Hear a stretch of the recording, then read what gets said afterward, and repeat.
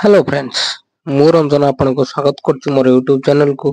देखंतु आज कलाहांडी जिले में माननीय मुख्यमंत्री मोहन चरण माझी अंत्योदय योजना शुभारंभ करिसेंती। ए विषय रे आज आम आलोचना करिबा काको ए योजना रे सरकार अंतर्भुक्त करिसेंती एवं केउ माने योग्य हिताधिकारी यार गाइडलाइन कोन केमिति आवेदन करिवे ए सब विषय रे आम आलोचना करिया। ऑनलाइन ने ऑफलाइन से विषय रे मध्ये जानिबा। ओके ऑनलाइन रे केमिति आवेदन करिवे ऑफलाइन रे केमिति आवेदन करिवे ए वीडियो को शेष पर्यंत देखंतु। सब डाउट मु आपनकर क्लियर करिवि स्टेप बाय स्टेप। वीडियो टी शेष पर्यंत देखंतु। जोटा पूर्व सरकार रे बा बीजेडी सरकार रे बिजू पक्का घर नार थिला सेटा को सरकार बदलै करी बीजेपी सरकार आसीबा परे ता करचंदी अंत्योदय गृह योजना। ठीक अछि। तो आज प्राय 69,000 लोक एथिरे प्रथम फेज रे 69,000 लोक पाइबे किंतु सरकारंकर टार्गेट रही 3 वर्ष रे 7,550 कोटी एई योजना रे खर्च करिया पे एवं समस्त गरीब जो माने प्रकृत हिताधिकारी से माने केमिति एथिरे वंचित न हेबे ता ऊपर सरकार पूरा पूरी ध्यान दैचंती। तो आपण जदि कोनथि आवेदन करि नै ए पर्यंत बा गरीब सीमा रेखार तले अछंती तो एथिरे निश्चय आपण आवेदन करिवे।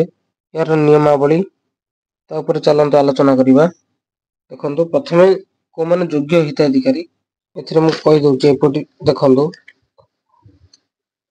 फॉर्म टी देखंतु केमिति फिल अप करिवे। मु एटी आपण जणै दउची किंतु ता पूर्व मु कहि दउची देखंतु डे घोषणानामा रहिची जे योग्य हिताधिकारी को माने देखंतु प्राकृतिक किंवा मनुष्यकृत विपर्यय रे अथवा हाथी उपद्रव रे संपूर्ण भीषण भाव रे प्रभावित होइतिबा परिवार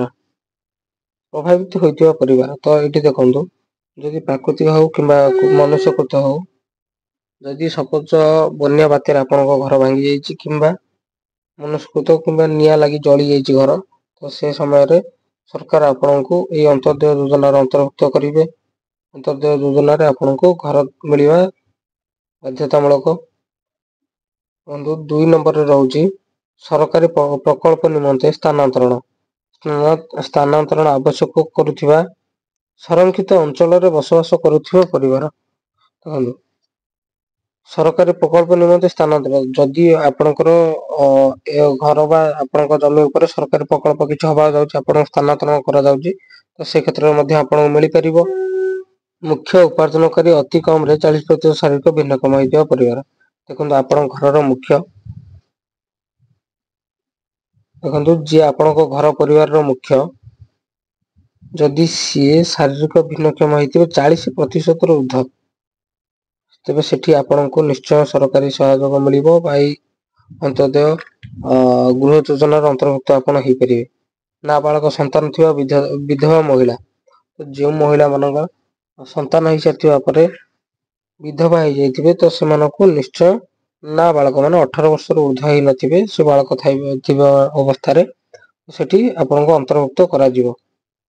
गुरुतर रोग रे आक्रांत होइतिबा परिवार यथा कैंसर देखंतु कैंसर क्रोनिक बुकक रोग एचआईवी आक्रांत लिवर सिरोसिस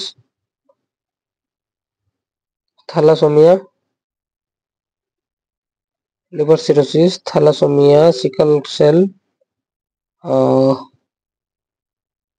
हीमोफिलिया स्नायुगत अभाव अस्थिमज्जा किडनी लिवर प्रभृति स्थापन गोटे ट्रांसप्लांट कहती अन्य गुरुतर रोग ये किसी गोटे बड़ रोग एमती हेले से परिवार मुख्य होते जाकि आड करा जिवो।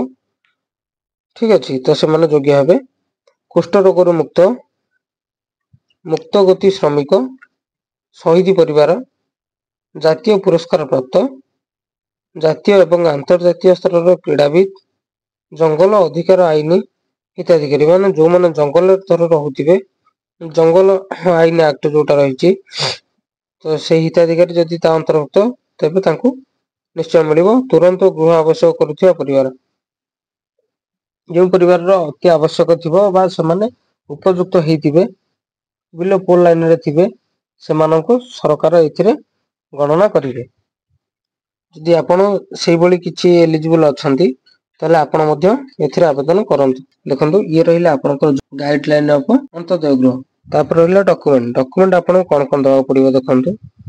ଆଧାର କାର୍ଡ ଫଟୋକପି, ଜମି ପଟାର ନକଲ, ବ୍ୟାଙ୍କ ଜାମା ଖାତାର ପ୍ରଥମ ପୃଷ୍ଠାର ବିବରଣୀ ଓ ଯୋଉ ପାସବୁକ ର ଫାଷ୍ଟ ପେଜ ଆପଣଙ୍କର ତାର ଜେରକ୍ସ।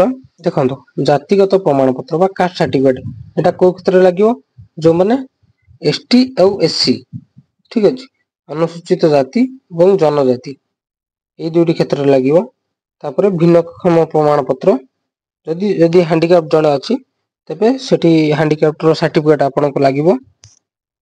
ସମ୍ପୃକ୍ତ ଚିକିତ୍ସା ଅଧିକାରୀଙ୍କ ଦ୍ଵାରା ପ୍ରଦତ୍ତ ରିପୋର୍ଟ, ଗୁରୁତର ରୋଗରେ ପୀଡିତ ଥିବା କ୍ଷେତ୍ରରେ, ଯଦି ଆପଣ ସିରିୟସ ରୋଗ ଯୋଉଟା ଆମ ଦେଖିଲା କ୍ୟାନ୍ସର, HIV ଠିକ ଅଛି, ଯଦି ସେଭଳି ତାହେଲେ ଆପଣଙ୍କ ସାର୍ଟିଫିକେଟ ଦରକାର ହବ।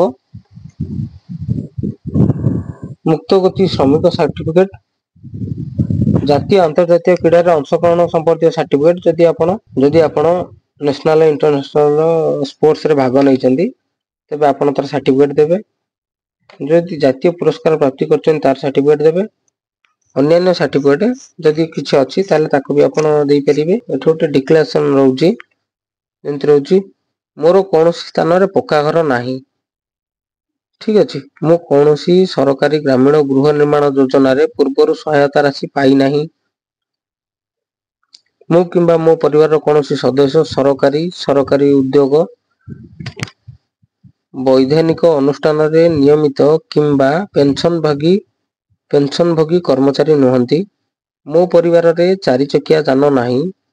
ମୋ ପରିବାରର କୃଷି ଭିତ୍ତିକ 3 ରୁ 4 ଚକିଆ ଯାନ୍ତ୍ରିକ ଉପକରଣ ନାହିଁ। ମୋ ପରିବାରର ସରକାରୀ ପଞ୍ଜୀକୃତ ଅଣକୃଷି ଉଦ୍ୟୋଗୀ ଅନ୍ତର୍ଭୁକ୍ତ ନୁହେଁ। ମୋ ପରିବାର ସରକାରୀ ପଞ୍ଜୀକୃତ ଗଭର୍ଣମେଣ୍ଟ ରେଜିଷ୍ଟର୍ଡ ଅଣ କୃଷି ଉଦ୍ୟୋଗୀ, କୃଷି ଉଦ୍ୟୋଗୀ ଯୋଉମାନେ ରହିଲେ ଆପଣଙ୍କର ଅଣ କୃଷି ଉଦ୍ୟୋଗୀର ଅନ୍ତର୍ଭୁକ୍ତ ନୁହନ୍ତି। ଠିକ ଅଛି, ମୋ ପରିବାରର କୌଣସି ସଦସ୍ୟ ମାସିକ ଆୟ 15,000 ଟଙ୍କାରୁ ଉର୍ଦ୍ଧ୍ୱ ନୁହେଁ। ମୋ ପରିବାର ନାମରେ 2.5 ଏକର ବା ତଦୁର୍ଦ୍ଧ୍ୱ ଜଳସେଚିତ ଜମି ନାହିଁ। 5 ଏକରରୁ ଉର୍ଦ୍ଧ୍ୱ ନଥିବା ଦରକାର, କିନ୍ତୁ ଜଳସେଚିତ ହେଲେ 2.5 ଏକରରୁ ଉର୍ଦ୍ଧ୍ୱ ନଥିବା ଦରକାର। ତାପରେ ମୁଁ ଆପଣଙ୍କ ନାଁ ଲେଖିବେ। ସତ୍ୟନିଷ୍ଠା ଭାବେ ଘୋଷଣା କରୁଛି ଯେ ଉପରୋକ୍ତ ସମସ୍ତ ତଥ୍ୟ ସଠିକ ଅଟେ। ଦାଖଲ କରାଯାଇଥିବା ସାର୍ଟିଫିକେଟ ଅଧିକାରୀଙ୍କ ଦ୍ଵାରା ପ୍ରଦାନ କରାଯାଇଛି। ପ୍ରଦତ୍ତ ତଥ୍ୟ ବ୍ୟକ୍ତିଗତ ଅସତ୍ୟ ପ୍ରମାଣିତ ହେଲେ ମୋ ଦରଖାସ୍ତକୁ ଖାରଜ କରାଯିବ ଏବଂ ମୋ ବିରୁଦ୍ଧରେ ଆଇନଗତ କାର୍ଯ୍ୟାନୁଷ୍ଠାନ ଗ୍ରହଣ କରାଯିବ।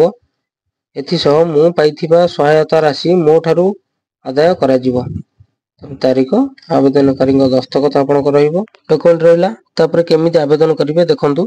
ଡାଉନଲୋଡ କରିବେ ମୁଁ ଆପଣଙ୍କୁ ଦେଖେଇ ଦଉଛି, ସେମିତି ଆପଣ ଯାଇ ଡାଉନଲୋଡ କରିଦିଅନ୍ତୁ ଏବଂ ତାକୁ ଆପଣ ଫିଲଅପ କରନ୍ତୁ। ଯେମିତି ମୁଁ କହୁଛି ସମ୍ମତି ପତ୍ର, ମୁଁ ପ୍ରମାଣୀକରଣ ମାନ୍ୟତା ପାଇଁ UIDAI କୁ ମୋର ଅନୁରୋଧ, ମାନେ ଯୋଉଟା ଆଧାର ଆମର ରହୁଛି, UIDAI ମୋର ଆଧାର ନମ୍ବର ଏବଂ ଜନସଂଖ୍ୟା ବିବରଣୀ ହାସଲ ନିମନ୍ତେ ମୁଁ ଓଡିଶା ସରକାରଙ୍କୁ ଅନୁମତି ପ୍ରଦାନ କରୁଛି। ଏହି ଉଦ୍ଦେଶ୍ୟରେ ମୁଁ ନିଜକୁ ପ୍ରମାଣୀକରଣ କରିବାରେ ମୋର କୌଣସି ଆପତ୍ତି ନାହିଁ ଏବଂ ସମ୍ପୂର୍ଣ୍ଣ ଭାବେ ଜ୍ଞାତ ଯେ ଏହି ସୂଚନା କେବଳ ଉପରୋକ୍ତ ଉଦ୍ଦେଶ୍ୟରେ ବ୍ୟବହୃତ ହେବ। ଓଡିଶା ସରକାରଙ୍କ ଠାରୁ DBT ପ୍ରାପ୍ତ କରିବା ପାଇଁ ମୁଁ ମୋର ଆଧାର ସକ୍ଷମ ବ୍ୟାଙ୍କ ଖାତାକୁ NPCI ସହିତ ସଂଯୋଗ କରିବାକୁ ସମ୍ମତି ଦେଉଅଛି। ମୁଁ ଏହା ମଧ୍ୟ ସହମତ ଯେ ଓଡିଶା ସରକାର ଅନ୍ତୋଦୟ ଗୃହ ଯୋଜନା ପାଇଁ ମୋର ପରିଚୟ ପ୍ରତିଷ୍ଠା ଏବଂ ପ୍ରମାଣିତ କରିବା ନିମନ୍ତେ ମୁଁ ଆଧାର ସଂଖ୍ୟାର ବ୍ୟବହାର କରିପାରିବି। ମୁଁ ଅନ୍ତୋଦୟ ଗୃହ ଯୋଜନା ଅଧୀନରେ ଥିବା ସମସ୍ତ ନିୟମ ଓ ସର୍ତ୍ତାବଳୀରେ ସହମତ। ଆବେଦନକାରୀଙ୍କ ଦସ୍ତଖତ, ତାରିଖ, ସୁପାରିଶ ପତ୍ର ଆବଶ୍ୟକ ସ୍ଥଳେ ମାନ୍ୟବର ସାଂସଦ, ମାନ୍ୟବର ବିଧାୟକ, ଅନ୍ୟ ଜନପ୍ରତିନିଧିଙ୍କ ସୁପାରିଶ କରିପାରନ୍ତି। ଦେଖନ୍ତୁ ଆପଣଙ୍କର ଯିଏ ଲିଡର ଅଛନ୍ତି, ଆପଣ ଯାହା ସହିତ ଚିହ୍ନା ପରିଚୟ ଭଲ ଅଛି ତ ତାଙ୍କ ସହିତ ଆପଣ ଯୋଗାଯୋଗ ମଧ୍ୟ କରିବେ। ମୁଁ ଆରମ୍ଭ କରୁଛି କେମିତି ଫର୍ମ ଫିଲଅପ କରିବେ। ଆବେଦନକାରୀଙ୍କ ନାମ ଆଧାର ଅନୁଯାୟୀ ଦେଖନ୍ତୁ ସଠିକ ଭାବେ ଲେଖିବେ। ପିତା ବା ସ୍ୱାମୀଙ୍କ ନାମ ଲେଖିବେ। ଯଦି ଆପଣ ପୁରୁଷ ବା ଆପଣ ପିତାଙ୍କ ନାମ ଲେଖନ୍ତୁ। ଯଦି ମହିଳା ତାହେଲେ ସ୍ୱାମୀଙ୍କ ନାମ ଲେଖନ୍ତୁ। ଗ୍ରାମର ନାମ, ଗ୍ରାମ ପଞ୍ଚାୟତର ନାମ, ବ୍ଲକ, जिला, आधार नंबर, मोबाइल नंबर लिखंतु, तापरे लिंग पुरुष महिला किंबा तृतीय लिंग, सामाजिक वर्ग एससी एसटी संख्यालघु अन्यान्य वर्ग। ठीक अच्छे 40% बा अधिक भिन्नक्षम व्यक्ति जदि हाँ तेबे हाँ और जदि ना तेबे ना। जन्म तारीख आपण डेट ऑफ बर्थ पकेबे जोटा कि आपण आधार कार्ड रे थिबो सेटा को ही पकेबे, एक्स्ट्रा किछि देबे नहीं। तेरे आपण बयस लिखिबे, बैंक नाम को बैंक रे आपण अकाउंट अछि, शाखा बा आईएफसी शाखार आईएफसी नंबर टा आपण लिखिबे, आईएफसी कोड टा को लिखिबे, तापरे जमा खातार नंबर अकाउंट नंबर टा लिखिबे, आवेदनकारी का दस्तखत। बाकी सब जाक मु आपण को बतई सारी छी। एठी कोनोसी कार्य नहीं, एठी खाली आपण जो घर रही से घर को आपण एपटे देखिकरी गोटे सठिक चिन्ह मारिबे, जेमति कि आपण को रोग रे पीड़ित तो एठी जो रही ट पर्यंत क ठारू तो सेठी जोटा आपणकर सेटा को ही ठीक मारिबे, बाकी सब ब्लैंक रखिबे। बाकी जोटा आपण को उपयुक्त लागियो सेटा ठीक मारिबे। अधिकारी नाम, पदवी, स्वाक्षर, तारीख एठी लिखिला परे एठी आपण सबमिट करिवे। देखंतु एटा होची रिसिप्ट। आवेदन गृह योजना अधीन रे आपण को आवेदन सफलता सह ग्रहण करा जायछि। संपूर्ण नाम, आधार अनुसार आधार नंबर, निर्देशावली। यही आवेदन दाखल हेबा परे अंत्योदय गृह योजनार निर्देशावली अनुसार यह को विधिवत भाव जांच करा जाय गृह मंजूर निमंते विहित पदक्षेप ग्रहण करा जो। विभागीय अधिकारी साइन रहबो, एटा रिसिप्ट कॉपी रहबो आपनकर। ठीक अछि। तो बाकी शेष पर्यंत आपण देखिले, आकु कला परे आपण ब्लॉक जोगे जांगिरी ब्लॉक रा को सबमिट करिवे। यदि कार सुपारिश चाहुचंदी ताहेले आपनकर जे अछंदी सरपंच किंबा जे थेबे पीएस मेंबर, विधायक जे भी अछंदी आपण ताको सहित जोगाजोग करी सुपारिश मध्य करि परिबे। इ वीडियोटी आपण भलो लागिछि ताहेले लाइक शेयर सब्सक्राइब करंतु। धन्यवाद।